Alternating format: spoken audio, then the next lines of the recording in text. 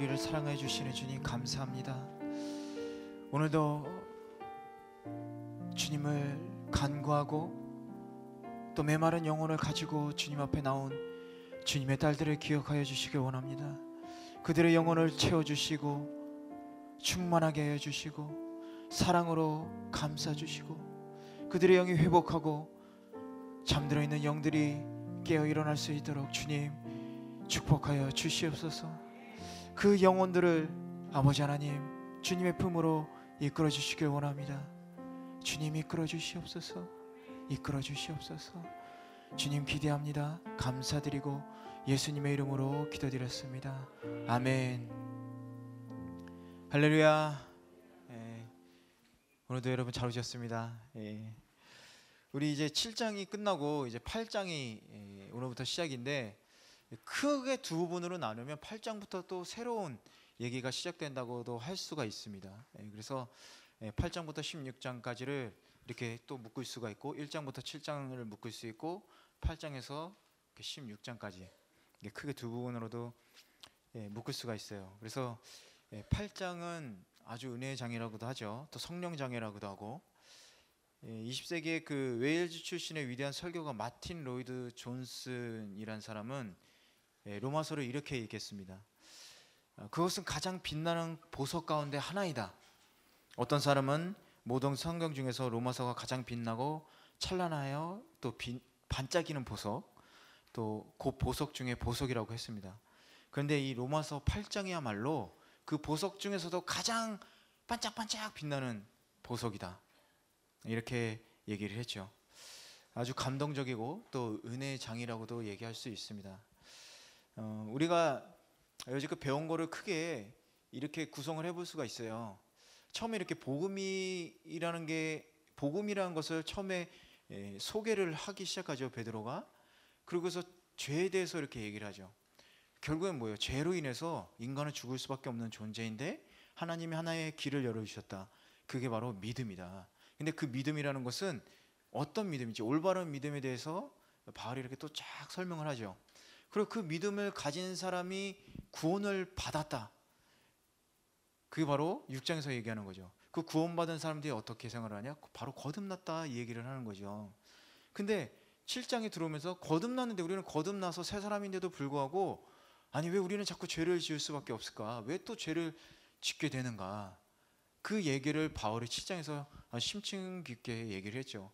그리고 그걸로 인한 갈등들, 어려움들, 그거를 바울이 얘기를 했습니다. 그런데 그것은 우리가 겪을 수밖에 없는 하나의 고통이고 고난이다. 왜냐? 우리의 영은 구원받았지만 아직 육은 구원받지 못했기 때문에, 그 죄 안에 우리가 있기 때문에 그럴 수밖에 없다라는 얘기를 했죠. 하지만 7장 5절에서 끝나면서 이렇게 얘기하죠. 그리스도 예수로 말미암아 감사하리로다, 이렇게 찬양으로 또 끝내게 되죠. 그건 뭐냐면 바로 예수님으로 말미암아서 우리가 죄사함 받았을 뿐만이 아니라 바로 성령님을 이 땅에 보내주시고 또 성령님이 우리 안에 들어와 계심으로써 우리는 그 육의 지배를 받지 않고 더 이상 그것과 갈등은 있을지언정 우리가 그것에서 벗어난 생활을 할 수 있다. 우리가 성화되는 삶을 살아갈 수 있다. 그 얘기를 하게 된 거죠. 결국에 뭐냐? 성령님의 지배를 받으면 우리는 그거랑 상관없이 우리는 예수님에 따라서 거룩한 성도로서 우리가 살게 될 수 있다, 얘기를 한 거죠. 그래서 조금 제가 다시 정리를 한번 해드리자면, 내가 있는데 옛사람, 구원받기 전에 우리는 옛사람이었죠. 그리고 구원받은 우리는 뭐예요? 어떤 사람이에요? 우리는 새 사람. 근데 이 옛사람의 특징은 어때요? 옛사람은 어떤 사람이었죠? 그렇죠. 육신의 사람이에요. 육신의 사람. 크게 얘기하셔도 돼요. 육신의 사람. 또 하나의 특징이 또 뭐 있어요? 바울이 계속해서 지금 또 잘못 알고 있는 거에 대해서 계속 번복하면서 얘기를 하죠. 한 가지 또 뭐가 있죠?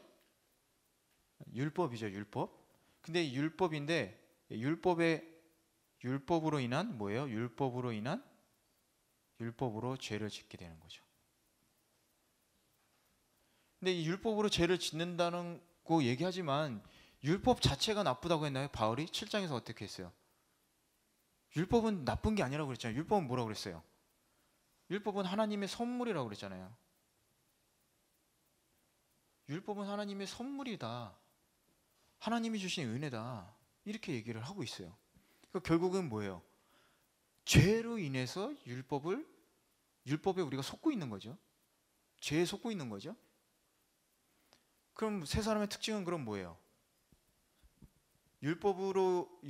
죄에 속아서 우리는 율법으로 인해서 죄를 짓고 있지만 율법은 하나님의 선물이라고 그랬죠. 그러면 육신의 사람이 아닌 세 사람은 어떤 사람이에요? 육신의 사람이 아니면 어떤 사람이에요? 속사람이라고 그랬죠. 속사람. 성령의 사람이라고도 할 수 있고 또 하나님의 법을 지키는 사람이라고도 표현할 수가 있겠죠. 그 속사람이라는 건 결국에는 우리는 더 이상 육신의 지배를 받지 않는 하나님의 지배를 받는 하나님의 은혜 안에 거하는 속사람이다. 이렇게 얘기를 할 수가 있죠. 그래서 우리가 이것들을 구별하기 위해서는 세 가지의 눈이 있다고 얘기를 했어요. 어떤 눈이 있다고 그랬죠? 이 육신을 우리가 육의 눈으로 보는 육의 눈이 있고요. 세 가지 눈이 있는데 우리는 세 가지 눈이 있다. 우리는 세 가지의 눈이 있다. 세 가지 눈이 있다. 첫째는 육의 눈. 육의 눈이 있으니까 당연히 우리는 어떤 사람이에요? 영이 있으니까 영의 눈도 있겠죠? 영의 눈이 있고 그 세 번째 어떤 눈이 있죠? 제3의 눈. 그러니까 제3의 눈이 어떤 눈이죠? 관찰하는 눈이라고 그랬죠. 관찰하는 눈. 제3의 눈이 관찰하는 눈. 관찰. 이렇게 해서 눈이 세 개가 있는 거예요. 우리는 지금 세 사람이지만 육의 눈으로 이 세상도 올바로 봐야 되는 지혜가 필요하고요. 영의 눈으로 사탄의 그런 영적인 공격을 구별할 수 있는 힘이 필요합니다. 그리고 이 관찰하는 눈은 뭐라고 그랬어요? 나 자신을 봐야 된다고 그랬죠. 그 영과 세상과 그리고 그 안에 있는 내가 어떻게 지금 서 있는가 그거를 구별하는 이 관찰하는 눈이 필요하다고 그랬어요. 그래서 우리는 세 가지 전쟁을 하고 있다고 그랬잖아요. 세상과 싸우고 있고 사탄과 싸우고 있고 나 자신과 싸우고 있다. 그래서 우리는 거듭난 사람인데 거듭났는데 죄를 범하니까 왜 자꾸 죄를 범하냐, 힘들다, 힘들어 죽겠다. 그러니까 그거를 극복하는 방법은 단 하나다. 뭐예요? 성령님이다. 그 얘기를 한 거죠. 그게 바로 8장에서 얘기를 하는 거예요. 그래서 8장 1절을 우리 한번 읽어볼까요? 8장 1절 8장 1절 함께 읽겠습니다. 그러므로 이제 그리스도 예수 안에 있는 자에게는 결코 정죄함이 없나니, 이렇게 얘기해요. 여기서 결코 정죄함이 없나니라는 뜻은 뭐냐면 구원받은 시점만을 얘기하는 게 아니에요. 앞으로 있을 미래에 대해서도 우리는 결코 정죄함을 받지 않는다는 얘기를 하는 거예요. 근데 어떤 사람이? 그리스도 예수 안에 있는 사람이라는 거예요. 그리스도 예수 안에 있는 사람은 구원받았을 때 그 당시뿐만이 아니라 앞으로에 있어서도 우리는 정죄함이 없다. 근데 이 정죄함이라는 건 뭐냐면 바로 하나님의 심판을 얘기하는 거예요. 하나님의 심판, 하나님의 진노, 여기에 대해서 우리는 심판을 받지 않는다, 이 얘기를 하는 거예요. 뒷부분에 자세하게 얘기하겠지만 그럼 이제 죄 안 지어도 되잖아요? 아니, 죄 안 지어도 되는 게 아니라 죄 지어도 되잖아요? 이게 바로 잘못된 성경을 잘못 읽고 있는 거죠. 이해를 잘못하고 있는 거죠.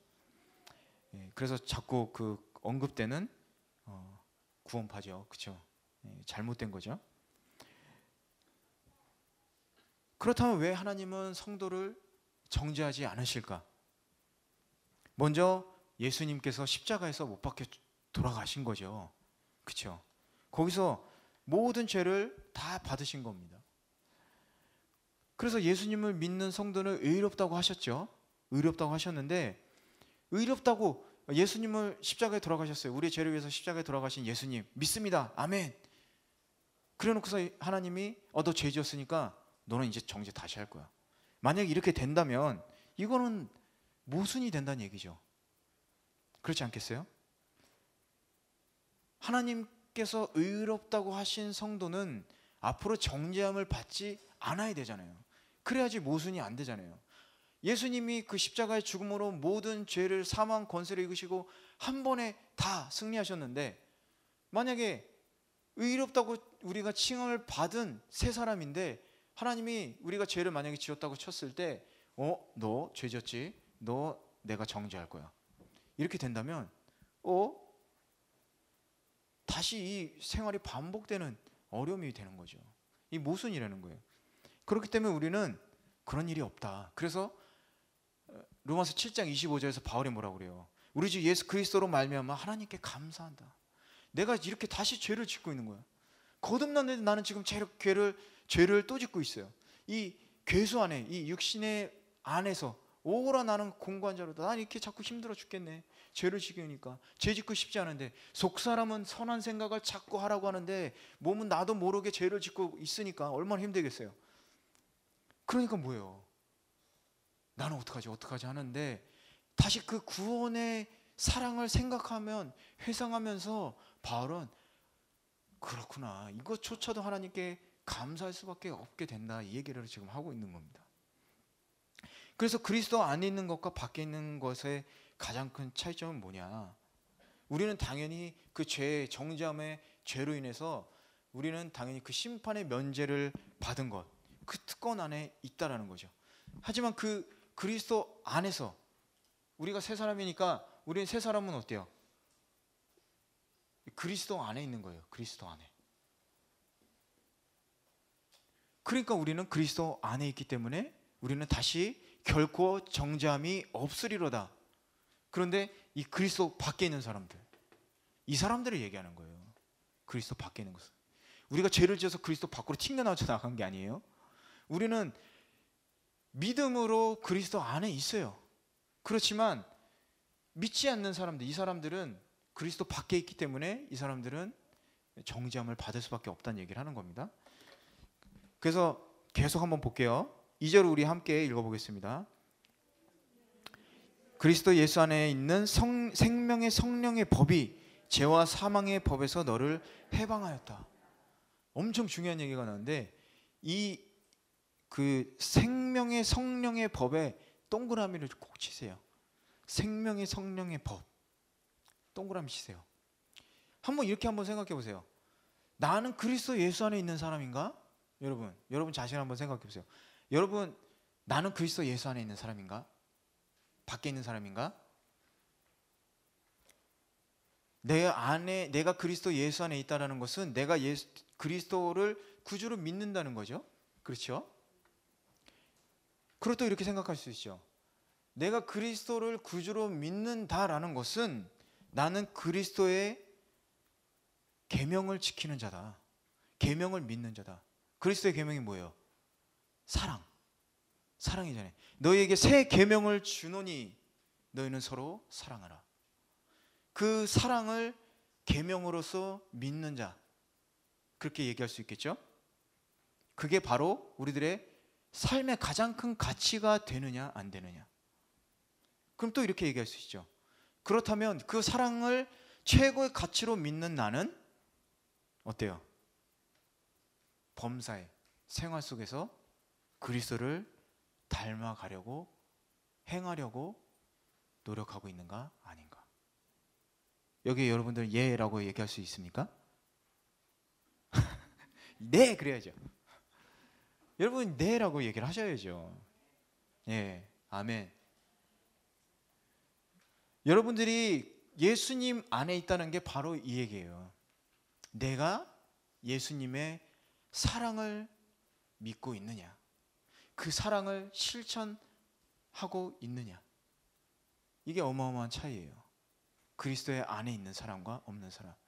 뒤에서 나오지만 결론부터 얘기하자면 뭐냐면, 그 사랑을 아는 사람은 당연히 여기에서 벗어나려고 발버둥을 칠 수밖에 없다는 거예요. 근데 제가 얘기했죠. 성령으로 우리는 벗어날 수밖에 없다. 그게 뭐예요? 내 힘으로 앞만 발바닥 치려고 해봐야 될 수 없다는 거예요. 그러니까 성령의 힘을 힘입어서 여기서 벗어나올 수밖에 없다. 이는 그리스도 예수 안에는 생명의 성령의 법이 죄와 사망의 법에서 너를 해방하였다. 자꾸 우리는 이 육에 있는 걸 생각하다 보면 여기서 벗어날 수가 없다는 거예요. 하지만 우리는 벌써 벗어나 있는 존재라는 거예요. 벗어나 있는 존재. 그래서 성령의 법, 생명의 성령의 법, 속사람, 우리가 속사람이라는 것은 벌써 구원받았다는 거죠. 생명이 있다는 거죠. 생명의 성령의 법. 그렇지만 죄와 사망의 법. 옛사람은 죄인이죠. 육신의 사람도 죄죠. 죄를 짓는 건 사망이죠. 죄와 사망의 법.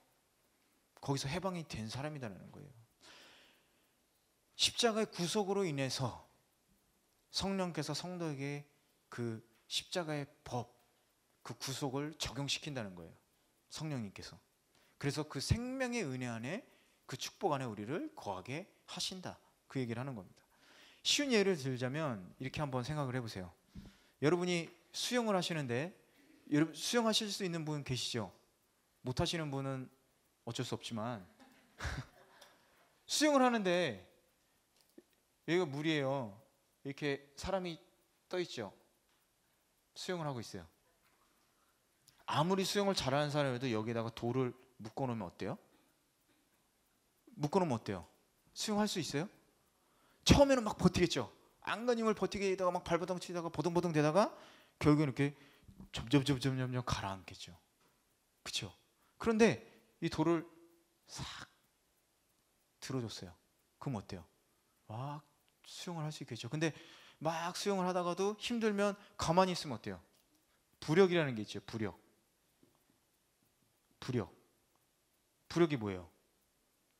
물의 힘으로 이렇게 탁 뜨는 거잖아요. 그렇죠? 성령의 힘이라는 거는 바로 이 부력과 같은 거예요. 부력. 내가 가만히 있으면 물에 이렇게 싹 트잖아요. 그런 거하고 똑같다는 거예요.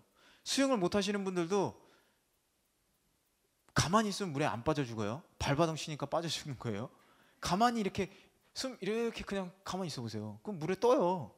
근데 살려고 자꾸 바닥바닥 하니까 자꾸 물에 가라앉는 거예요. 근데 이 부력의 힘이 있다라는 거예요. 이 부력이 성령님의 힘이라는 거예요. 우리의 힘으로 아무리 발바닥 치고 바둥바둥 대봐야 힘들고 결국 꼬르륵 가라앉는데, 이 부력의 힘으로 우리는 뜰 수 있다는 거죠. 거룩하게 될 수 있다는 거죠. 그래서 성도는 그리스도를 통해서 사망 대신에 생명의 원리, 정죄 대신에 은혜의 원리 안에 있기 때문에 결코 사망의 정죄를 받지 않고, 그러니까 죽음으로 가라앉지 않는다라는 거예요. 죽음으로 가라앉을 수가 없는 거예요. 빠지려고 막 노력을, 잠수를 한다고 해도 다시 꾸르륵 올라오는 이유는 뭐냐? 부력의 힘이잖아요. 그게 바로 성령이 그렇게 하신다는 거예요. 우리를 절대로 죄로 인해서가 아니라 그 죽음으로 빠지게 하지 않는다. 그 얘기를 하는 겁니다. 그래서 생명의 성령의 법이라는 것은 생명의 성령의 원리라고도 할 수 있어요. 우리가 아무리 애쓰고 힘써도 하나님의 영광에 이르지 못하는 옛사람이 아닌 그 원리에서 벗어난 우리는 자연히 그 부력의 힘, 성령의 힘에 의지하게 된다면 우리는 그 영광을 볼 수가 있다. 그 얘기를 하는 겁니다. 그리고 또 우리가 하나님을 예배하고 기도하게 되고 또 찬송하게 되고 또 그리스도의 사랑을 실천하게 된다. 그게 바로 다 이 우리 안에 있는 성령의 힘으로 인해서 가능하다라는 거예요. 예. 제가 1대 교육할 때는 제가 얘기를 했는데, 제가 그 예수님을 믿고 구원받은 후에 인격적인 예수님을 만나고 제가 구원을 받고 이제 한국을 몇 번 가게 됐죠. 휴가 때 이제 한국을 갔는데 믿지 않는 제 친구들이 한 10명 있는데, 자주 만나는 친구들이 있어요. 그 그룹이 한 10명인데 거기에 믿는 친구는 딱 한 명 있어요. 그리고 그 중에서 제일 친한 거의 한 30년 되는 친구는 저에 대해서 아주 잘 알죠. 근데 그 친구가 저한테 그렇게 얘기를 하는 거예요. 넌 참 재수없다. 너 왜 그렇게 착하게 살려고 하냐? 그러는 거예요. 제가 착하고 살려고 하는 게 아니라 그렇게 하나님이, 성령님이 그렇게 만드는 거예요. 이 안에 사랑이 있으니까 나는 나쁜 놈이지만 자꾸 이렇게 착하게 살려고 하게 된다는 거예요. 하기 싫은 일도 그렇게 하게 된다는 거예요. 근데 그 친구 입장에서 보면, 저를 옛날부터 알았던 그 친구니까 넌 참 어떻게 보면 가증스러워 보였겠죠? 그죠?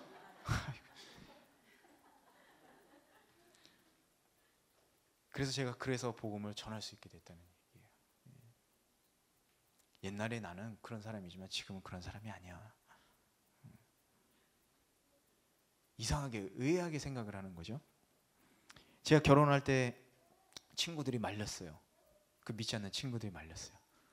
너는 지금 전쟁이 일어났는데 거기에 지금 총도 안 들고 뛰어들어가겠다는 거야? 우리들을 봐. 행복해 보여? 너 죽고 싶어? 아니, 그래, 너 죽고 싶어? 내 행복해 보여? 왜 결혼하려고 그래? 너 미친 거 아니야? 제가 그랬어요. 난 너희들 같이 살고 싶지 않아서 결혼하는 거야. 결혼해서 보자. 결혼해서 1년 뒤에 만났어요. 아내 욕을 안 하고 제가 행복한 얘기를 막 했어요. 친구들이 그래요. 넌 참 재수없다. 그때 뭐라고 그랬는지 아세요? 애 낳고 한번 보자. 제가 나중에 애를 데리고 한번 간증을 하러 가야 되겠어요. 그게 하나님이 우리를 바꿔주신다는 거예요. 내 힘으로 뭔가를 막 해서 하려고 하는 게 아니라 그 성령님에 따르면 이렇게 자연히 그렇게 따라가게 된다는 거죠. 나는 정말 악하지만 성령님, 이 안에 있는 성령님을 따라가면 그렇게 재수없는 사람이 된다, 이 얘기를 하는 겁니다. 그래서 3절 4절 우리 한번 읽어볼게요. 3절 4절. 율법이 육신으로 말미암아 연약하여 할 수 없는 그것을 하나님은 하시나니 곧 죄로 말미암아 자기 아들을 죄 있는 육신의 모양으로 보내어 육신의 죄를 정하사 육신을 따르지 않고 그 영을 따라 행하는 우리에게 율법의 요구가 이루어지게 하려 하심이니라. 그러니까 이 3, 4절은 이제 더 이상 우리가 정잠이 없고 우리가 죄에 구속받는 노예도 아니다. 그래서 우리는 그 구원의 두 가지 요소를 어떻게 하나님께서 충족시켜 주셨는지 그거를 얘기하고 있는 거예요. 첫째는 뭐냐면 하나님은 당신의 아들을 인간의 모습으로 보내셔서 그리고 육신의 모양으로, 3절에 써있죠. 육신의 모양으로 우리들을 위해서 속죄물이 되게 하셨다. 그리스도의 죽음으로 죄값이 치러졌기 때문에 법적으로 죄의 무효가 됐다, 이거죠. 그 둘째는 뭐냐면 하나님은 단지 법적으로 죄를 무효로 만드셨다. 그것뿐만이 아니라 우리의 실제 생활, 그냥 그 한 번, 아까도 말씀드렸듯이 정죄함이 없다, 결코 정죄함이 없다는 것은 구원 받을 때 당시만 얘기하는 게 아니라 앞으로라도 정죄함이 없다라고 얘기했죠. 이 죄사함이라는 것은, 이 죄를 무효로 시켰다는 것은 그냥 그때 한 번만을 얘기하는 게 아니라 앞으로 있을 모든 것을 얘기하는 거예요. 바울은 우리 인간의 타락한 본성인 육신, 율법의 요구를 이룰 수 없다고 얘기를 했죠. 계속 7장에서 얘기를 했습니다. 그리고 7장 7절에서 25절이 바울이 그걸로 인해서 계속 고민을 하죠. 율법의 요구를 이룰 수 없는 인간은 정말로 무능한 존재이다. 그리고 그걸로 인해 자신의 무능함으로 인해서 절망에 빠지게 되는 거죠. 여기서 우리가 조심해야 될 건 뭐냐면 죄는 우리 자신을 어때요? 죄인으로 자꾸 만드는 거예요. 우리는 당연히 죄인이에요. 죄인입니다. 하지만 우리가 죄를 설령 지었다고 하더라도 우리는 결코 이 죄로 인해서 다시 정죄받지 않기 때문에 우리는 다시 하나님 품으로 돌아갈 수 있다는 거예요. 그래서 뭐라고 그랬어요? 회개에 대해서 계속 얘기를 했죠. 회개를 하지 않으면 벌써 뭐예요? 우리가 양심의 찔림이 있고 이 성령님께서 죄를 깨닫게 해주시는 거예요. 이제는 율법이 아니라 성령님께서 우리의 죄를 깨닫게 해주실 텐데 그 죄를 깨닫게 해주셨을 때 우리는 당연히 죄인임을 알죠. 하지만 거기서 우리가 회개하고 돌아가야 된다는 거예요. 회개하고 돌아가야 된다는 거예요. 하지만 회개하고 돌아가지 않으면 어때요? 죄인이라는 거죠. 하지만 로마서에서 얘기하는 건 뭐냐면 하나님의 사람, 새 사람은 여기로 가지 않는다는 거예요. 반드시 돌아온다는 거예요. 반드시 돌아온다는 거예요. 그 중요한 차이가 있습니다. 그래서 인간이 구원에 이르려면 어떻게 해야 되냐? 여기서 얘기한 것이 둘 중에 하나예요. 율법을 완전하게 지키든지. 근데 율법을 완전히 지킬 수가 없죠. 율법을 완전히 지키든지 하나님이 그 율법을 없애주셨어요. 없앨 수밖에 없었다는 거예요. 없앨 수밖에. 하지만 어때요? 이 율법이라는 것은 하나님의 선물이라고 했죠. 거룩한 거라고 그랬잖아요. 하나님께로 나온 것은 모두가 거룩하다고 그랬잖아요. 율법은 하나님의 입으로부터 나온 거기 때문에 거룩할 수밖에 없잖아요. 그래서 하나님이 이렇게 얘기했죠. 천지가 없어지기 전에는 율법의 1.1획이라도 반드시 없어지지 아니하고 다 이루리라. 그게 뭐예요? 예수님이 이루셨잖아요. 그 율법의 핵심은 뭐예요? 죄로부터 벗어나는 것, 그것뿐만이 아니라 뭐예요? 사랑이잖아요. 사랑. 하나님에 대한 사랑, 그리고 이웃 간의 사랑. 십계명이 그렇게 돼 있잖아요. 1에서 4절까지가 하나님에 대한 사랑이죠. 하나님을 사랑하면 우상숭배 할 수가 없잖아요. 그렇죠? 그리고 이웃을 사랑하는 거잖아요. 하나님을 사랑하면 이웃도 사랑하게 된다는 얘기예요. 근데 그거를 내 힘으로 형식적으로 지키려다 보니까 그 유대인들은 그 율법을 지킬 수가 없었죠. 그러니까 예수님이 어때요? 이 땅에 인간의 몸으로 오셔서 그걸 다 보여주셨잖아요. 예수님은 공생기간 동안에 죄인들하고 함께 했죠. 세인들하고 있었고 또 병자들하고 함께 있었죠. 그게 뭐예요? 우리가 해야 된다는 사랑을 얘기하고 있는 거잖아요. 그 사랑의 실천을 보여주셨잖아요. 그뿐만이 아니라 어때요? 모든 것을 하나님 뜻에 순종하면서 그 사랑을 실천하셨잖아요. 그게 바로 사랑이라는 거예요. 사랑. 부부간에도 그런 순종의 사랑이 있기를 바랍니다, 여러분.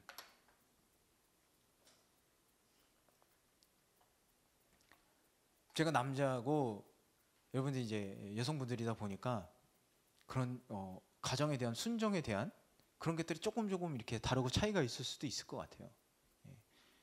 분명히 여러분들은 많은 순종을 하고 있을 것 같아요. 또 많은 섬김을 하고 있을 것 같아요. 그렇죠? 그런데 제가 그 순종에 대해서 또 얘기를 하자면 순종은 크게 두 가지로 나눌 수가 있어요. 순종을요 크게 두 가지로 나누자면요, 첫 번째는 뭐냐? 무조건 순종하기. 무조건 순종하기 뭔지 아세요? 이유를 묻지 않는 거예요.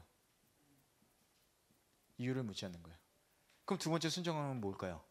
바로 즉시 순종하기. 이게 바로 순종이라는 거예요. 이게 순종입니다, 여러분. 이게 순종이에요. 네. 저도 이렇게 하려고 많이 노력을 하고 있어요. 그렇지만 뭐 당연히 어렵죠. 쉽지는 않습니다. 하지만 많이 노력을 하고 있어요. 그게 중요한 것 같아요.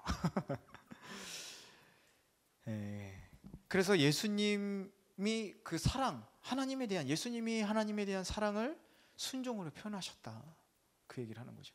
만약에 예수님이 그 겟세마네에서 기도하실 때, 내년에 제가 예수님 일단 3년 했는데 3년만 더 하고요, 3년 뒤에 제가 십자가에 못 박힐게요. 즉시 순종이 어긋나죠. 불순종이에요. 그건 순종이 아니에요. 그렇게 우리가 받아들일 수 있다는 거죠. 우리가 사랑한다면 순종이 이루어질 수 있다는 거예요. 순종이 이루어질 수 있어요.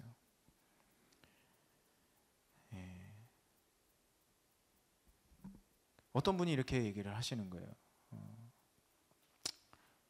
구체적으로 얘기하면 이제 저희 그 누나 얘기를 하자면, 우리 매형이 교회를 안 가는 이유가 있어요. 저희 누나에 대해서 불신이 있어요. 왜 그러냐면 매형의 그 아버님이 몸이 이제 연세가 많으셔서 집으로 모시면 어떨까, 이제 그 얘기를 했는데 이제 누나가 이제 거부를 했죠. 그래서 거기서 이제 매형을 시험 들은 거예요. 야, 네가 교회 다니면서 사랑이 어쩌고 이제 이렇게 된 거죠. 이해는 됩니다. 하지만 누나 입장에서 쉽지 않죠. 그렇죠? 그게 보통 쉬운 게 아니잖아요. 그럴 수 있다고 저는 생각을 합니다. 누나 편 드는 게 아니라. 하지만 이제 그런 것들이 인해서 또 걸림돌이 될 수도 있다라는 거죠. 엄청난 각오가 또 필요하고요. 그렇죠? 하지만 저는 알고 있어요. 누나가 받아들일 거예요. 하지만 시간이 필요한 거죠. 순종하기까지 시간이 또 필요하지 않을까 싶습니다. 그게 저희들의 또 연약함일 수도 있고요. 쉽지는 않아요. 하지만 여러분 노력하시기 바랍니다. 그 얘기를 하려고 제 지금 집안 얘기를 파는 거예요. 지금 쉽지는 않지만 노력합시다. 그 얘기를 하려고. 이 한마디 하려고. 누나 미안해. 그 얘기를 하는 거죠. 하지만 그걸로 인해서 순종은 반드시 고난과 어려움이 따를 수밖에 없어요. 하지만 그럴 때 많은 사람이 또 구원받고 또 은혜가 넘쳐 흐를 수 있다라는 거를 여러분 아시기 바랍니다. 성경에 다 그렇게 써 있잖아요. 그렇죠? 아브라함이 순종했을 때 얼마나 그 고생을 많이 했어요. 그렇죠? 아브라함의 순종이 여기에 다 포함돼요. 여기 다 포함돼요. 아브라함의 순종. 너는 부모를 떠나서 내가 인도하는 땅으로 가라? 갔죠. 어땠어요? 엄청 고생했죠. 이방인들을 틈에서 엄청 고생했죠. 즉각적인 순종. 네 사랑하는 아들 이삭을 나에게 바쳐라. 네 하고 다음날 바로 떠났죠. 그 마음이 얼마나 힘들었겠어요. 하지만 그렇게 순종했을 때 아브라함은 축복받았잖아요. 엄청난 축복을 받았죠. 우리가 가정 안에서도 그게 실현이 돼야죠. 그게 실현이 돼야죠. 제 친구 자꾸 남녀 친구도 크리스찬인데 그 친구도 크리스찬인데 중학교 동창 중에 크리스찬이 있는데 그 친구가 날라리 크리스찬이었죠. 그 친구도 저하고 그래서 했는데 이제 진정으로 이제 믿음이 생기면서 가정에 회복이 생긴 거예요. 아내를 섬기게 되고 또 아내를 섬기게 되니까 그걸 부부의 화목한 모습을 보니까 아이들이 부모를 신뢰하게 되니까 또 거기서 또 믿음이 또 자라나게 되는 거죠. 부모의 신앙을 그냥 따라가는 거예요. 엄마 아빠가 이렇게 화목하니까. 그거를 경험한 걸 저한테 이제 간증을 한 적이 있었습니다. 그러기 위해서는 가정의 회복은 순종인 것 같습니다. 순종. 남편이 아내에게 순종하고 또 남편이 또 아내에게 순종하고 이런 것들이 저희들에게 필요할 것 같아요. 그래서 우리는 그렇게 되면 어때요? 그 순종함이 우리의 자랑이 될까요? 우리의 자랑이 될까요? 내가 이렇게 섬겼더니 말이야. 이렇게 될까요? 아니죠. 하나님께 감사하게 된다는 거예요. 그게 바로 진정한 신앙이에요. 신앙. 그렇죠? 그래서 조금 순종에 대해서 얘기했지만 4절을 보면 우리가 어떻게 해야 율법의 요구를 이루어 의롭게 될 수 있는지를 보여줍니다. 그래서 바울은 먼저 우리가 육신을 쫓지 말아야 된다. 4절에서 얘기하는 건 육신을 쫓으면 안 됩니다. 이렇게 얘기하는 거예요. 육신이라는 것은 단순하게 이런 몸적인 거 이런 게 아니라 바울이 말하는 육신은 뭐냐면 그리스도와 하나님하고 동떨어진 타락한 인간을 얘기하는 거예요. 타락한 인간 그 자체를 얘기하는 겁니다. 그래서 육신을 쫓는다는 것은 하나님의 명령, 하나님의 말씀 이거 갖고 이렇게 떨어지는 생활을 하게 되겠죠, 당연히. 그리고 그런 육신의 죄에 의한 그 욕구 그런 거에 또 지배되는 생활을 하게 되겠죠. 그렇기 때문에 육신을 쫓는 삶이 아니고 육신을 떠나는 삶 그게 바로 결국에는 뭐예요? 하나님의 말씀에 따르는 삶. 하나님의 말씀에 따른다는 건 뭐예요? 순종하는 삶이다 이 얘기를 하는 거죠. 하지만 우리는 그게 불가능하다? 아니다. 가능하다라는 거예요. 가능하다. 그래서 5절, 6절을 우리 한번 읽어보겠습니다. 5절, 6절. 육신을 따르는 자는 육신의 일을, 영을 따르는 자는 영의 일을 생각하나니 육신의 생각은 사망이요 영의 생각은 생명과 평안이니라. 아주 재밌는 얘기가 나왔죠. 육신을 따르는 자는 육신의 일, 영을 따르는 자는 영의 일. 육신의 생각은 결국은 뭐예요? 사망이라고 그러잖아요. 사망이다. 말씀드린 대로 육신의 생각은 타락한 인간의 본성이기 때문에 이 타락한 인간의 본성은 죄의 욕구를 따르게 된다고 얘기를 드렸죠. 그러니까 어때요?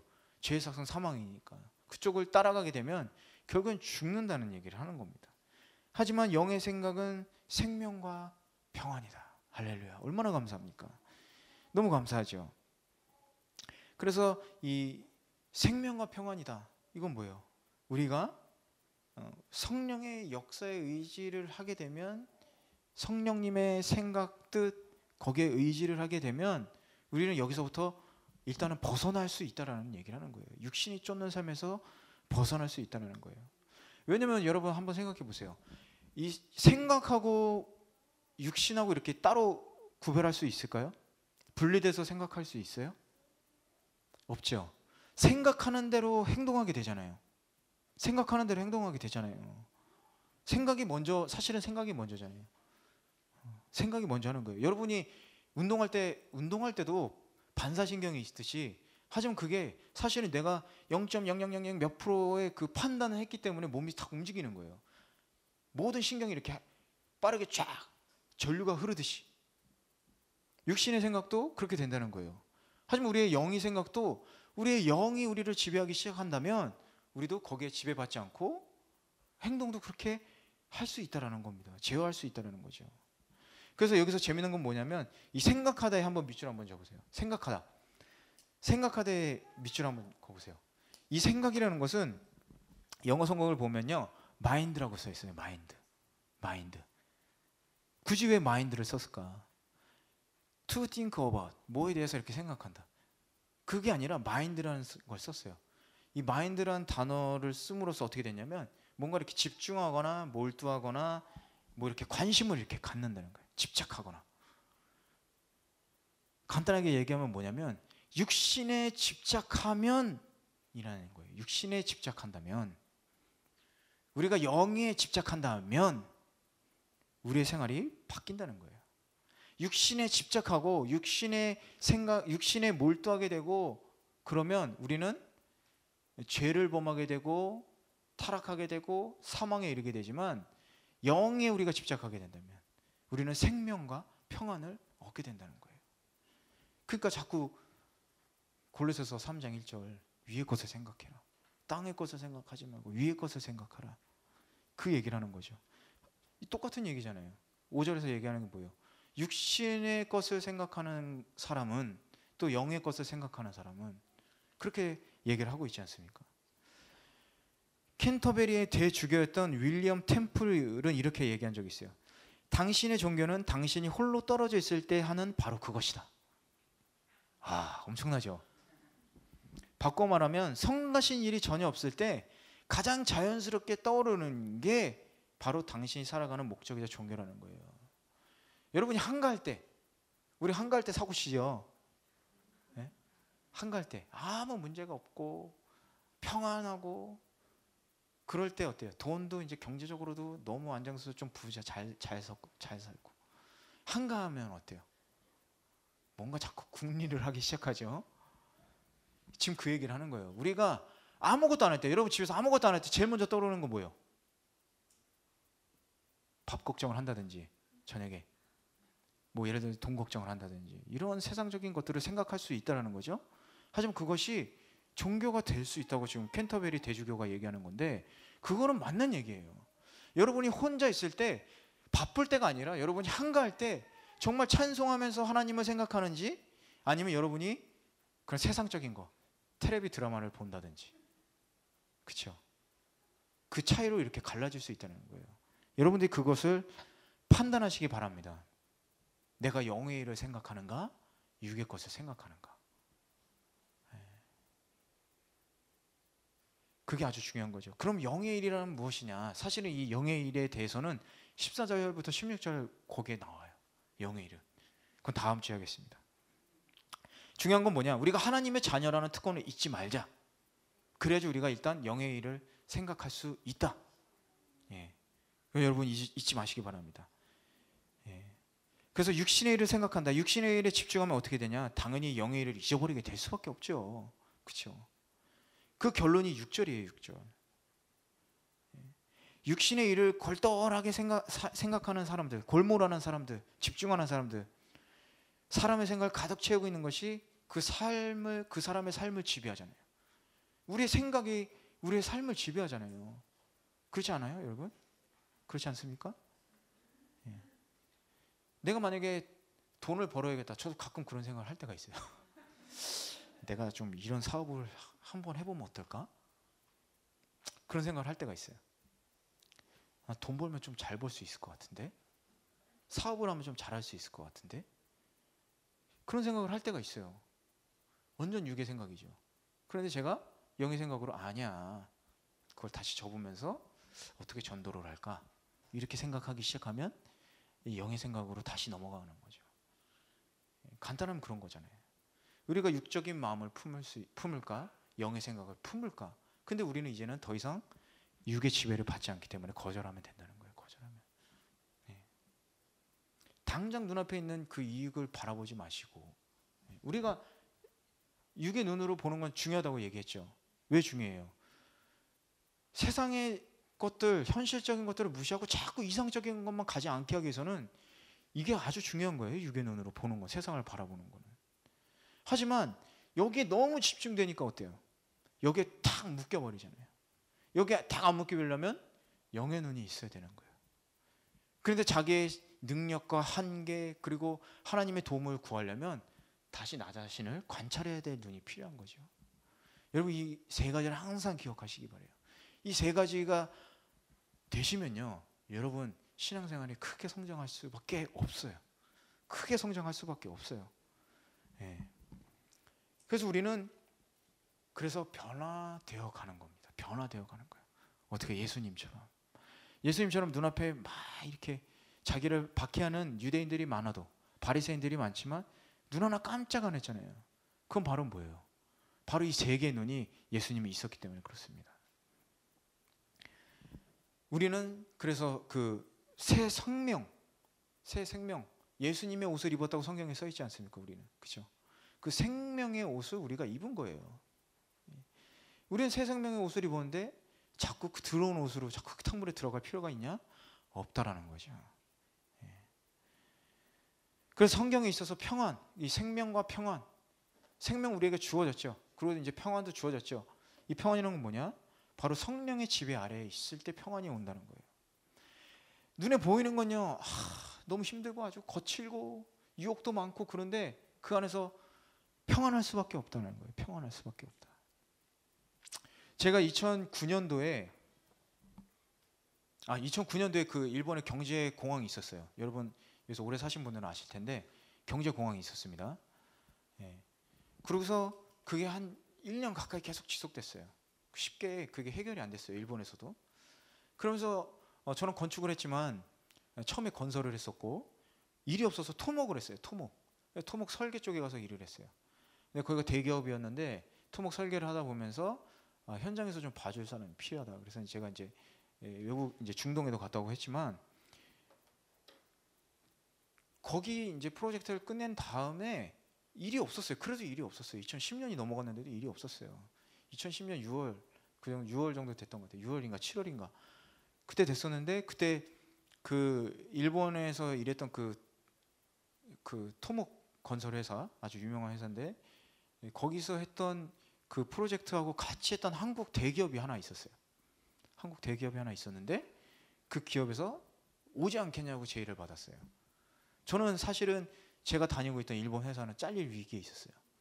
근데 여러분 남편분들 참 불쌍해요. 그 잘리는 게요, 리스토라 그러잖아요.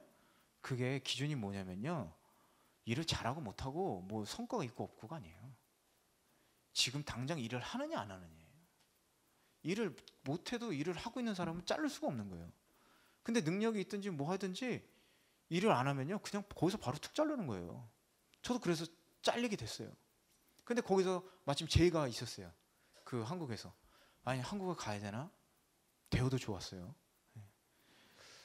고민을 하는데 그 전화를 딱 받고서 끊었는데 성령님이 이렇게 말씀하시는 거예요. 이 땅에 머물러라. 이 땅에 머물러라. 그래서 제가 머물렀어요. 아무 이유 없이 그냥 머물렀어요.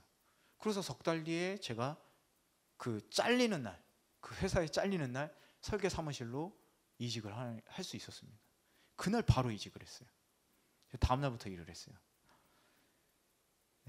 그리고 결국에는 제가 여기 남아 있었기 때문에 계속 그 신앙생활을 유지하면서 헌신할 수 있는 계기가 됐다고 생각을 해요. 제가 만약 한국에 갔으면 다른 삶을 살고 있었을 것 같아요. 아마 다른 삶을 살았을 거예요. 잘 먹고 잘 살았겠죠. 네. 지금 뭐 잘 먹고 잘 못 먹고 잘 못 산다는 얘기 아니에요? 하지만 다른 삶을 살았을 거예요. 세상적인 삶을 살았을 거예요. 네. 하지만 지금은 그렇지는 않다라는 거죠. 너무 감사해요. 그래서 성령의 법에 따를 때 우리는 그 생명과 평안. 제가 그때 잘리는 건 결정됐고 직업이 그때 이제 구하고 있는 상황이었지만 제 안에 평안이 있었다는 거예요. 제가 그것을 놓치는 게 아니라 거절했지만 아깝지가 않았어요. 아깝지가 않았어요. 얼마나 감사한지 모르겠어요. 그래서 중요한 건 뭐냐, 왜 이 얘기를 또 했냐면 우리가 눈에 보이는 현상들이나 이런 것들에 따르지 말아야 된다는 거예요. 오직 성령에 따르면 지금 당장 손해보는 것 같더라도 결국에는 그것을 하나님이 다시 다 회복시켜 주시는 거예요. 그건 인간관계도 똑같아요. 설령 그걸로 인해서 오해받고 안 좋아진다고 하더라도 하나님이 다시 다 회복시켜 주십니다. 그게 하나님한테 맡기는 거예요. 오늘도 저는 새벽에 기도하면서 한 가지 기도했습니다. 하나님 하십시오. 저는 입 다물고 있겠습니다. 자꾸 이게 나오는 거예요. 이렇게 하고 싶은데 이렇게 하면 어떨까? 그거를 제가 이제 죽이는 거죠. 내 생각과 육신의 생각을 다 죽여버리는 거예요. 하나님 하십시오. 저는 그대로 순종하겠습니다. 여러분 그렇게 살아야 됩니다. 그건 제가 지금 헌신해서 목사니까 그런 문제가 아니에요. 하나님의 자녀는 그렇게 살아야 된다는 거예요. 하나님의 자녀는. 여러분들도 똑같아요. 그렇게 사셔야 돼요. 7절 8절 우리 계속해서 읽겠습니다. 7절 8절. 육신의 생각은 하나님과 원수가 되나니 이는 하나님의 법에 굴복하지 아니할 뿐 아니라 할 수도 없음이라. 육신에 있는 자들은 하나님을 기쁘게 할 수 없느니라. 육신의 생각이라는 것은 하나님이 없는 생각이죠. 당연히 그럴 수밖에 없죠.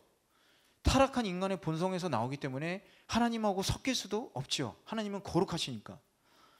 그래서 타락한 인간의 본성에서 나온 생각들 당연히 하나님과 원수가 될 수밖에 없습니다. 유대교인들을 한번 보세요, 여러분. 제가 조금 더워서 옷을 벗을게요.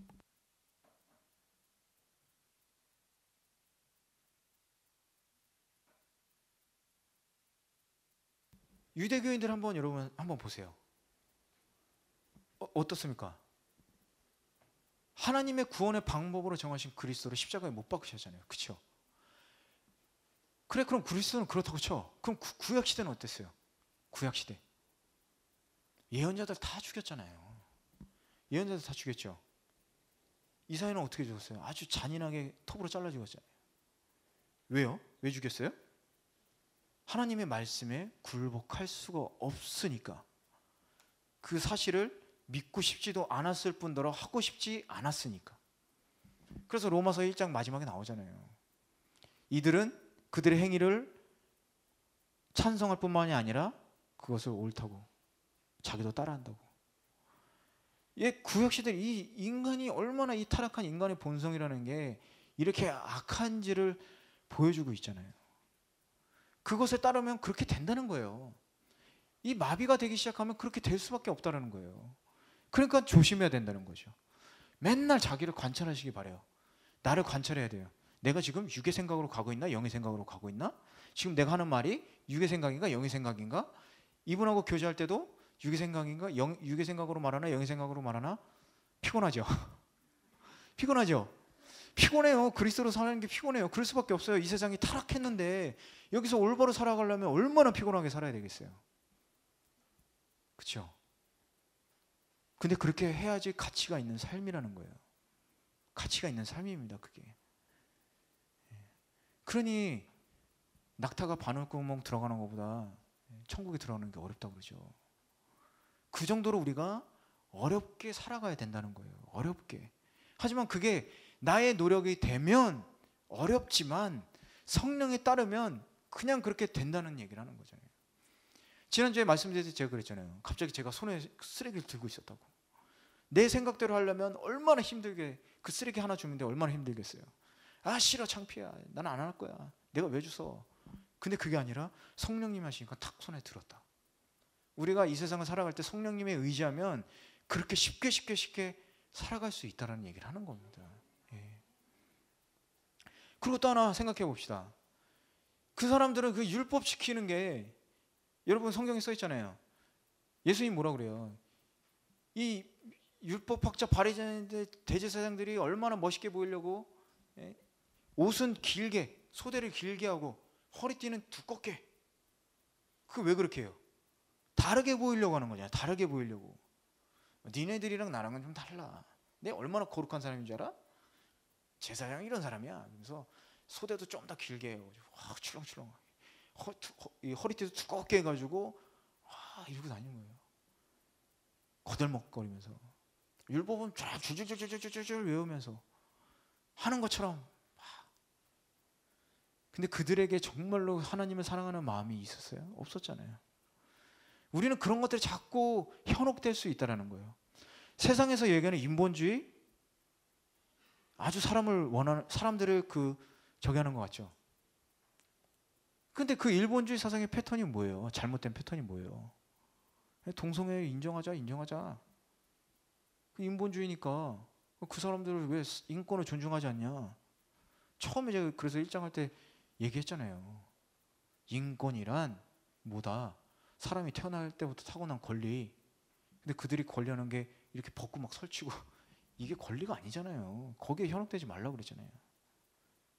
조심해야 되는 거예요. 철학도 그렇잖아요. 어때요? 철학. 사느냐 죽느냐 그것이 문제로다. 멋있어. 뭐가 멋있어요?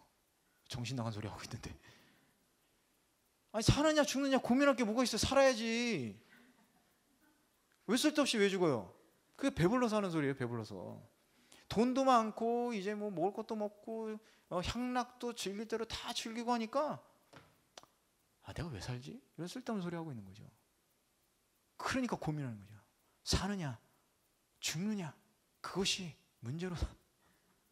기가 막혀가지고 말도 안 나. 저도 그렇게 했어요. 저도 그렇게 생각을 했어요. 술 한잔 마시면서 마실 것인가 말 것인가 막 이러면서. 얼마나 웃겨요. 웃기지 않으세요 여러분? 다른 나라에서는요, 지금 아프리카에서는 살고 싶어도 못 살고 죽는 사람이 얼마나 많이 있어요. 그런 문제가 아니에요. 그 사람들은 살고 싶은데 죽는 거예요. 굶어 죽는 거예요. 사느냐 죽느냐 그것이 문제로다? 말도 안 되는 소리를 하고 있는 거죠. 멋있어요? 그러니까 이런 말에 자꾸 현혹되면 안 된다니까요. 보기에 멋있잖아요. 보기에. 우리 아이들, 제가 중고등학생 애들을 하는데 다 아이돌 되고 싶다고 그래요. 아이돌을. 왜 뭐 멋있다고. 멋있어요 뭐. 그래서 제가 그 멋있는 누구 제가 얘기는 할 수 없지만 마약하고 잡혀 들어갔더라. 막 이래요. 멋있냐? 뭐가 멋있어요? 여러분 그런 거 조심해야 돼요. 세상이 어떻게 되든지 우리는 하나님 말씀에 따라서 순종하면 되는 거예요. 왜요? 세상의 원리도 악이 지배하는 건 사실이지만 세상을 결국 움직이는 건 하나님이 권력 안에 있다는 거예요. 하나님의 주권 아래에 있다는 거예요. 그들의 주권을 임한 것도 맞아요. 그렇게 해서 이 세상이 만들어진 거잖아요. 사회가. 하나님이 그 권력을 안 주셨다면 지금 우리가 살고 있는 세상이라는 것, 이 사회라는 게 존재할 수가 없잖아요. 그렇잖아요. 그걸 왜 주셨어요?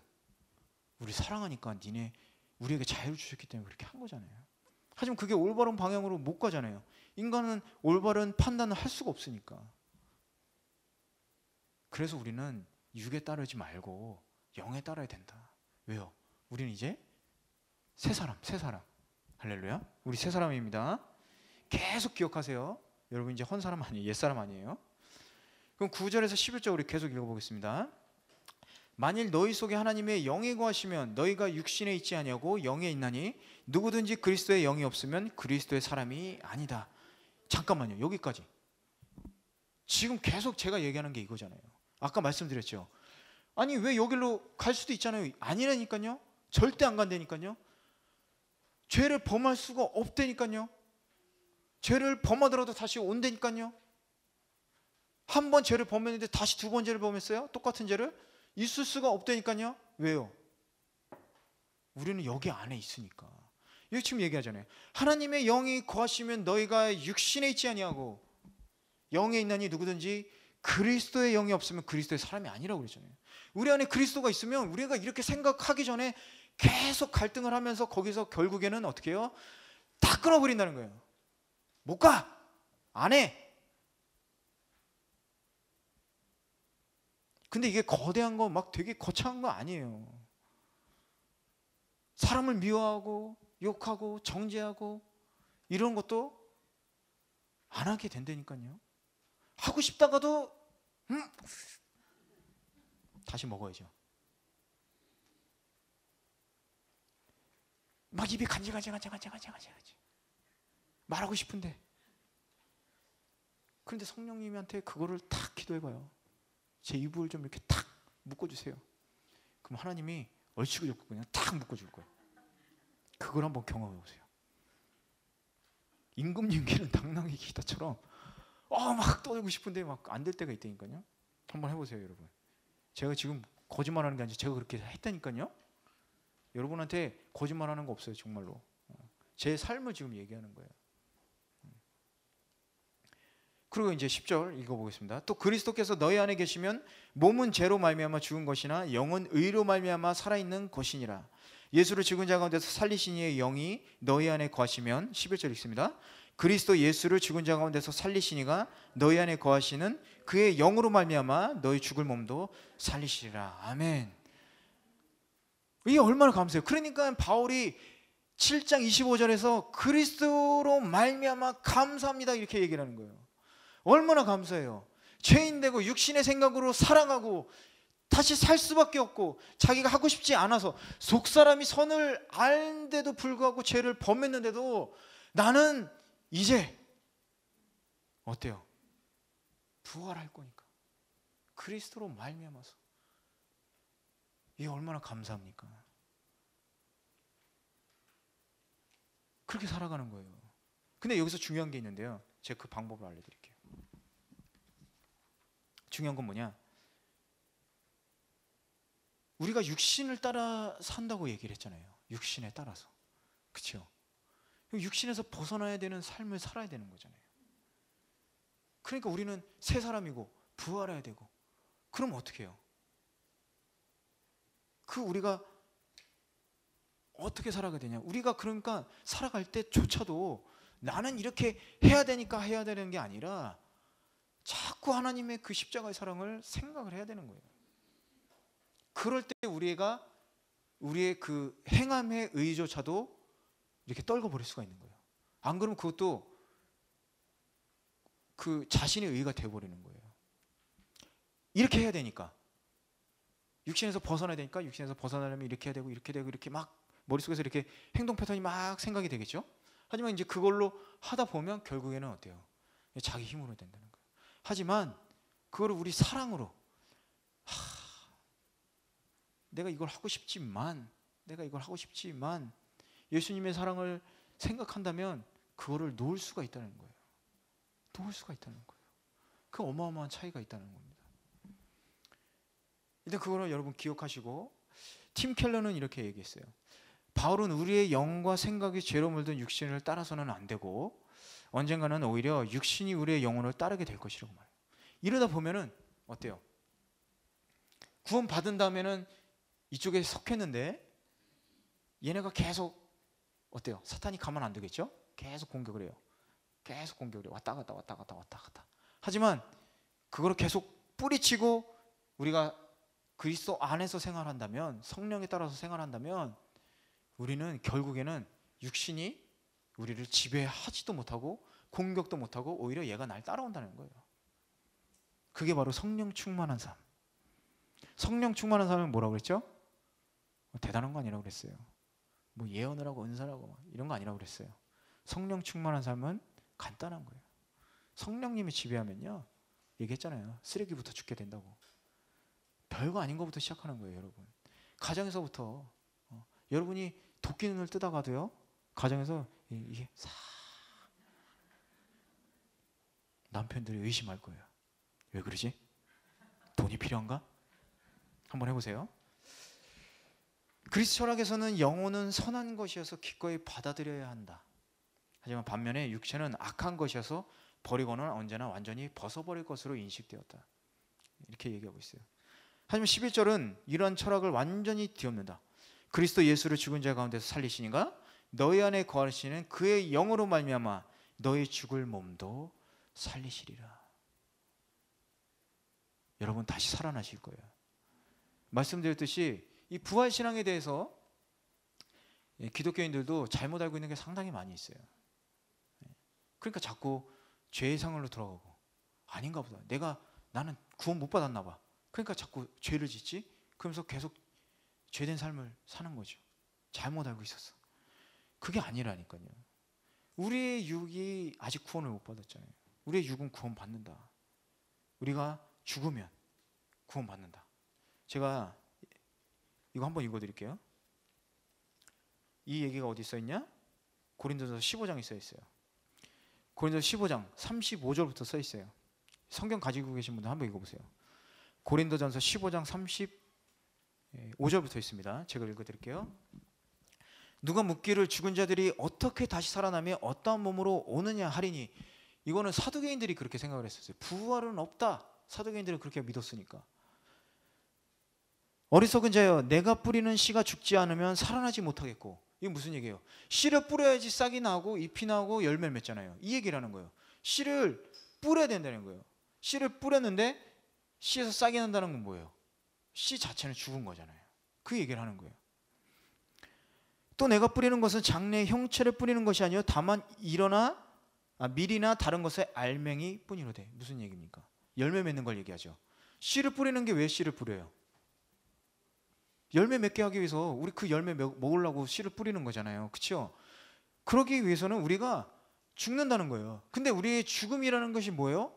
우리가 죽는다는 것은 우리가 완전히 죽는 게 아니라 밀이나 알갱이, 열매 맺기 위해서 우리가 죽는다는 얘기를 지금 바울이 하는 거예요. 비교해서. 하나님이 그 뜻대로 그에게 형체를 주시되 각 종자에게 그 형체를 주시니라. 하나님 뜻대로 주신다는 거예요. 대신에 하나님 뜻대로. 예수님이 부활하신 몸은 신학적 용어로 제3의 몸이라고 그래요. 그 몸은 어땠어요? 옆구리에 창 찔린 자국이 있었고 손바닥에 못 자국이 있었죠. 아니 부활했으면 완전히 이렇게 뭔가 이렇게 새 몸도 아니고 회복된 몸도 아니고 예수님이 그렇게 부활하셨다는 거예요. 왜 그렇게 부활하셨냐? 하나님 뜻대로 그렇게 부활하신 거예요. 여러분, 이게 중요한 거예요. 하나님 뜻대로. 그럼 나는 지금 만약에 오늘 예수님 재림하셨어요. 죽었어요. 나는 지금 이대로 몸을 세련하고 나는 억울해요. 난 지금 나이 먹었는데.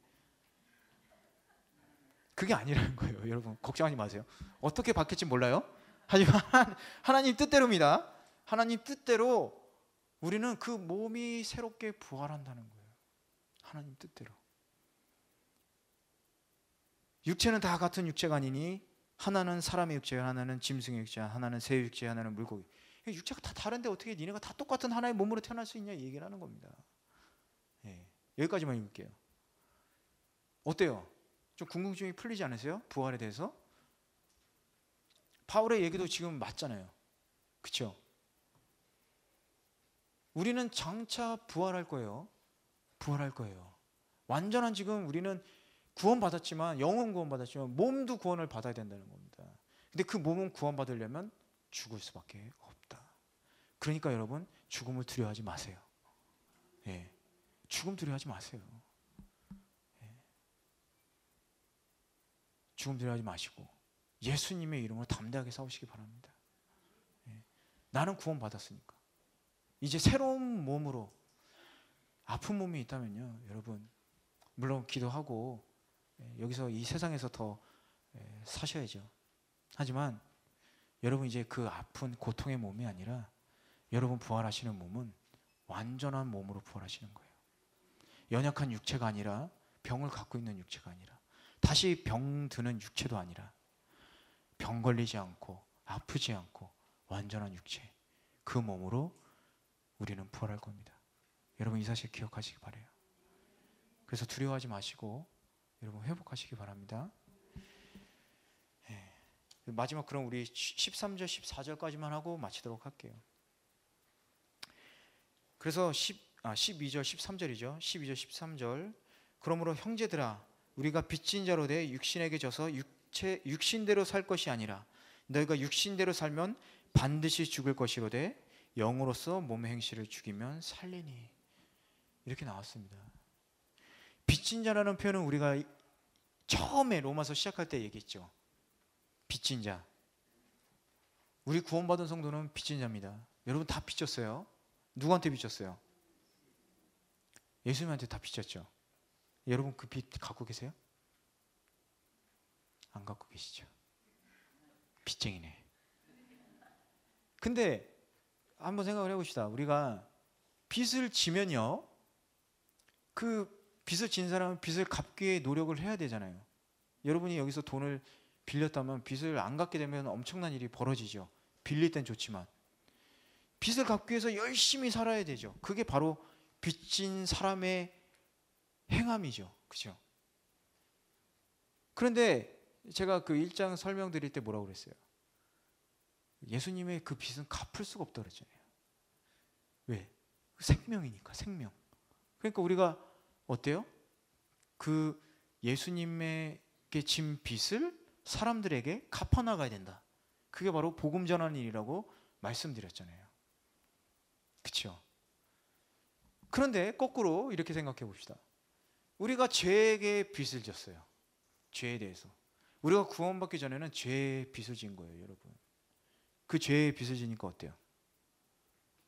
자꾸 빚이 늘어나는 거예요. 자꾸 빚이 늘어나요. 자꾸 빚이 늘어나. 갚을 수가 없어요. 죄는 그 빚을 갚기 위해서 또 죄를 지라고 그래요. 그러니까 또 죄를 지니까 또 늘어나요. 그게 죄에 대한 빚이에요. 그 죄에 대한 빚. 근데 그거 예수님이 갚아주셨잖아요. 얼마나 감사해요. 죽어야 되는데. 못 갚았지? 일로 와봐. 무서운 죄가. 근데 그것을 예수님이 갚아주셨어요. 얼마나 감사해요. 근데 갚아주는데 공짜죠, 공짜. 근데 우리는 그 감사함을 잊고 있다는 거예요. 우리가 그 감사함을 알고 있다면 뭔가 보답을 해야겠다. 그렇게 생각이 들잖아요. 그렇기 때문에 우리는 예수님께 그 빚을 갚을 수가 없으니까 우리가 사람들한테 그 보답을 해야 된다 이 얘기죠. 왜? 나처럼 죽는 사람들이 많이 있잖아요. 그것을 우리가 갚아 나가야 된다는 겁니다. 여러분 빚 갚으세요. 예. 제가 독촉하겠습니다. 그래서 바울은 육신의 정욕대로 행하면 다시 죄의 빚을 지게 되고, 도박을 끊었던 사람이 또 도박에 손을 대서 도박꾼들에게 또 돈을 빌리는 것처럼 그런 악순환이 반복되는 것, 그게 바로 죄의 빚을 진 거다 이렇게 얘기하죠. 하지만 우리가 거듭난 성도, 그렇기 때문에 우리는 육신대로 살지 않기 때문에 어때요? 당연히 멸망할 리도 없죠. 그리고 중요한 건 뭐냐? 하나님의 자녀다. 우리는 하나님의 자녀다. 하나님의 자녀니까 어떻게 해요? 하나님 자녀대로 살아야죠. 하나님 자녀대로. 죄에 있을 때는 어땠어요? 죄에 있을 때는 어땠어요? 마귀의 자녀, 사탄의 자녀죠. 그러니까 그대로 살았잖아요. 나쁜 짓 하고. 근데 지금은 하나님의 자녀니까 어때요? 하나님의 자녀로 이 세상을 살아야 된다. 방종한 생활을 할 수가 없는 것이죠. 여러분들이 그걸 기억한다면 죄 짓고 싶어도 다 끊을 수밖에 없다니까요. 근데 그것은 강제로 우리가 노력해서 되는 게 아니잖아요. 자연히 되는 거예요. 자연히 할 수 없다면 여러분 기도하세요. 기도하셔야 됩니다. 끊게 해달라고. 여러분 기도하셔야 돼요. 어려워요. 제가 알고 있어요. 그건 참 어려워요. 왜냐? 말씀드렸잖아요. 우리가 그리스도와 연합하는 것은 뭐라고 그랬어요? 본드를 그냥 딱 붙여버리는 거라고 그랬잖아요. 그렇죠? 죄하고 연합하면 어떻게 돼요? 죄하고 딱 본드로 붙여버리는 거라고 그랬죠. 그거 떨어지려니까 얼마나 힘들어요. 그렇기 때문에 우리는 붙기 전에 피해야 되고, 그렇죠? 그 피하려면 성령의 도움을 받아야 된다. 그 얘기를 하는 겁니다. 그렇기 때문에 죄를 혹시 범하더라도 바로 회개를 하셔야 됩니다. 그리고 죄를 멀리하는 삶을 살아야 된다. 중요한 건 뭐냐? 아까도 말씀드렸듯이 하나님이 우리를 어떻게 사랑하셨느냐를 우리는 깨달아야 된다는 거예요. 우리의 생각은 삶으로 드러난다고 말씀드렸죠. 5절에서. 안타까운 것은 많은 그리스도인들이 율법주의의 그 설교, 자신을 통제하려고 한다는 거예요. 말씀에 이렇게 써 있으니까 이대로 살아야지. 그건 좋아요. 하지만 그걸로 말씀으로 자신을 자꾸 통제하려고 한다는 거예요. 그럼 결국에는 유대인들하고 똑같은 과오를 범하게 된다는 거죠.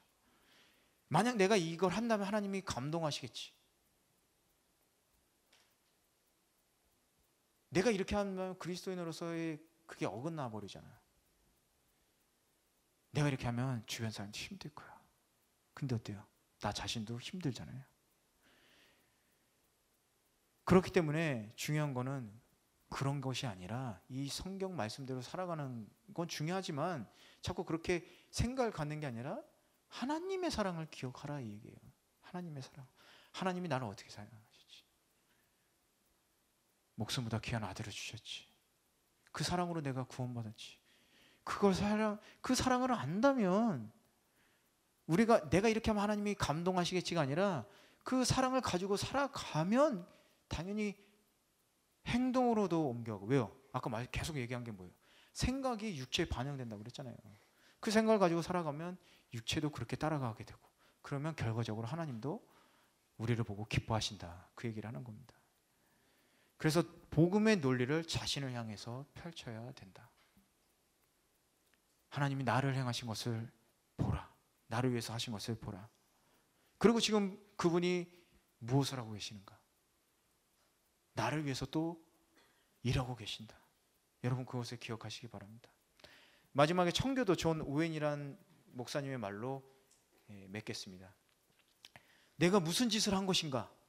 어떤 사랑, 어떤 긍휼, 어떤 보혈과 어떤 은혜를 멸시하고 짓밟은 것인가? 그러니까 죄를 짓는다는 것은 하나님의 사랑을 지금 짓밟고 있다는 거죠. 내가 그런 식으로 하나님의 사랑과 예수님의 보혈, 성령의 은혜에 대해 갚았단 말인가?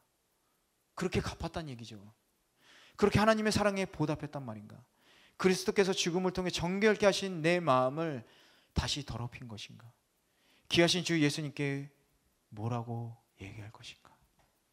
그분과 교제하기를 그리도 나는 하찮게 여긴 것인가?